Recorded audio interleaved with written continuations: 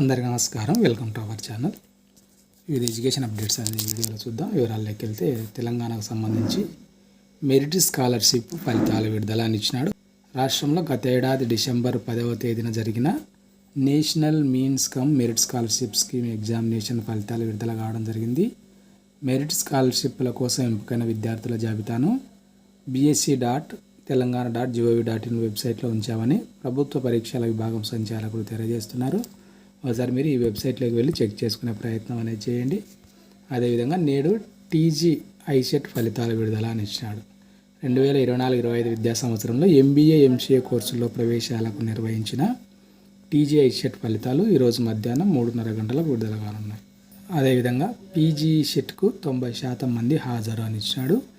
రాష్ట్రంలో MTech, M Pharmacy, MArch కోర్సుల్లో ప్రవేశానికి గత 4 రోజుల నుంచి నిర్వహిస్తున్న పీజీ సెట్ ఆన్లైన్ పరీక్షలు గురువారం ముగియడం జరిగింది. మొత్తం 22,712 మంది దరఖాస్తు చేసుకోగా వారిలో 20,626 మంది పరీక్షలు రాయడం అనేది జరిగింది అనే విషయాన్ని ఇవ్వడం అనేది జరిగింది. అదేవిధంగా తెలంగాణలో లా సెట్లో 29,258 మంది పాస్ అని ఇచ్చినాడు. రాసిన అభ్యర్థుల్లో 72% మంది ఉత్తీర్ణులు కావడం జరిగింది. ఎగ్జామ్కు 50,684 మంది అప్లై చేసుకోవడం అనేది జరిగింది. జూన్ 3న ఈ ఎగ్జామ్ అనేది కండక్ట్ చేయడం జరిగింది. 40,268 మంది హాజరు కాగా అందులో 29,258 మంది కౌన్సిలింగ్ ద్వారా కన్వీనర్ కోట్ల సీట్లు పొందేందుకు అర్హత సాధించడం అనేది జరిగింది అనే విషయాన్ని ఇవ్వడం అనేది జరిగింది. రాష్ట్ర వ్యాప్తంగా మనకు 30 న్యాయ విద్యా కళాశాలలు అనేవి ఉన్నాయి. వాటిలో 8 ప్రభుత్వ కళాశాలలు అనేవి ఉన్నాయి. మొత్తం 8,180 సీట్లు అనేటివి అందుబాటులో ఉన్నాయి. బీసీ సంక్షేమ శాఖ పరిధిలోని 2 గురుకులాలు, ఎస్సీ ఎస్టీ సంక్షేమ శాఖ పరిధిలో ఒక్కో కళాశాలలో 5 ఏళ్ల ఎల్ఎల్బి కోర్సు అనేది ఉంది అనే విషయాన్ని ఇవ్వడం అనేది జరిగింది. అదేవిధంగా దోస్తు 2వ విడత రిజిస్ట్రేషన్ గడువు పెంపు అని ఇచ్చినాడు. దోస్తు ద్వారా డిగ్రీ కోర్సుల్లో ప్రవేశానికి 2వ విడత రిజిస్ట్రేషన్ గడువును ఈ నెల 15వ తేదీ వరకు పొడిగించినట్లు కన్వీనర్ తెలియజేస్తున్నారు. మొదటి విడతలో సీట్లు పొందిన వారు ఆన్లైన్ సెల్ఫ్ రిపోర్టింగ్ చేసే గడువు బుధవారంతో ముగియగా దాన్ని శనివారం వరకు పెంచడం అనేది జరిగింది. కాబట్టి ఇంకా ఆన్లైన్లో మీరు సెల్ఫ్ రిపోర్ట్ చేయనట్లయితే మీకు వచ్చిన సీటు ఓకే అన్నట్లుగా సెల్ఫ్ రిపోర్ట్ అనేది చేయండి, లేదంటే మీ సీట్ క్యాన్సిల్ కావడం అనేది జరుగుతుంది. అదేవిధంగా డిఎస్సి అభ్యర్థులకు ఉపశమనం అని ఇచ్చినాడు. డిగ్రీలో మార్కుల శాతాన్ని తగ్గించిన ప్రభుత్వం. ఉపాధ్యాయ కొలువుల కోసం పోటీపడే అభ్యర్థులకు డిగ్రీలో కనీస మార్కుల శాతంపై ప్రభుత్వం ఊరటనిచ్చే నిర్ణయం తీసుకోవడం అనేది జరిగింది.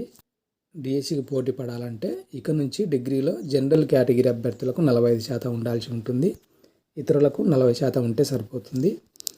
ఈ మేరకు గతేడాది సెప్టెంబర్లో జారీ చేసిన జీవో నెంబర్ 25కు సవరణలు చేసిన ప్రభుత్వం తాజాగా జీవో నెంబర్ 14ను ఇచ్చినట్లు పాఠశాల విద్యాశాఖ కమిషనర్ తెలియజేస్తున్నారు. ఇప్పటి వరకు జనరల్ కేటగిరీ అభ్యర్థులకు 50% ఉండేది, ఇతరులకు 40% ఉండేది.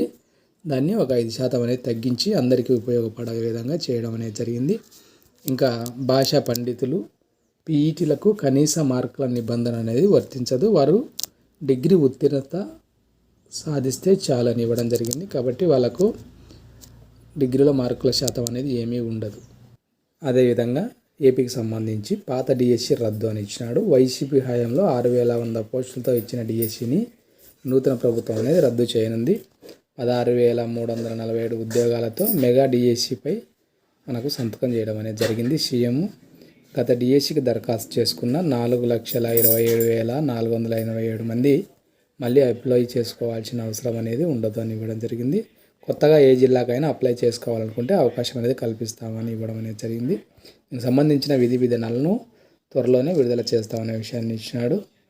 కాబట్టి మనకు మొత్తం 16,347 ఉద్యోగాలతో మెగా డిఎస్సి ఇవ్వడం అనేది జరిగింది. అది ఫ్రెండ్స్, ఈ వీడియో మీకు ఉపయోగపడింది అనిపిస్తే తప్పకుండా లైక్ చేయండి, మీ ఫ్రెండ్స్కి కూడా షేర్ చేయండి. ఇలాంటి ఎడ్యుకేషన్ అప్డేట్స్ మిస్ కాకుండా ఉండడానికి ఛానల్ని సబ్స్క్రైబ్ చేసుకోండి. Thank you.